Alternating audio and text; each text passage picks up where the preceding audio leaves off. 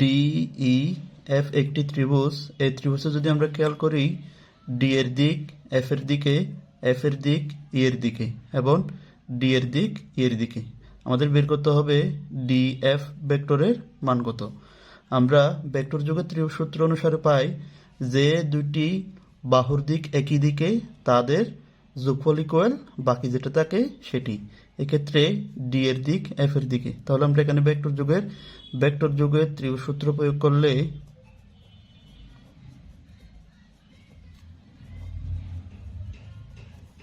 Vector যুগের ত্রিভুজ সূত্র প্রয়োগ করে D D vector D F vector plus F E vector equal D E vector. আমরা বের করব ডিএফ এর মান। তাহলে ডিএফ যদি এদিকে রাখি, D E vector F E vector ইকুয়ালের ওই পাশে নিয়ে গেলে প্লাসটা মাইনাস হয়ে যাবে।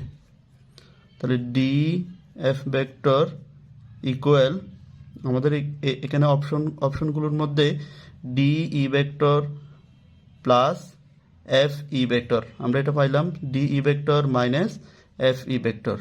এই যে আমরা এটার সাথে যদি মিলাই দেখি, ডি ই ভেক্টর এখানে এফ ই ভেক্টরকে যদি আমরা ই এফ ভেক্টর করতে চাই তাহলে আগে একটা মাইনাস চলে আসবে।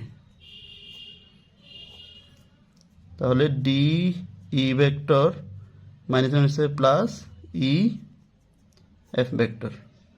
সুতরাং ডি এফ ভেক্টর সমান D E vector plus E F vector. আমাদের অপশনে ক তে এটি মিলে, তাহলে ক হচ্ছে আনসার।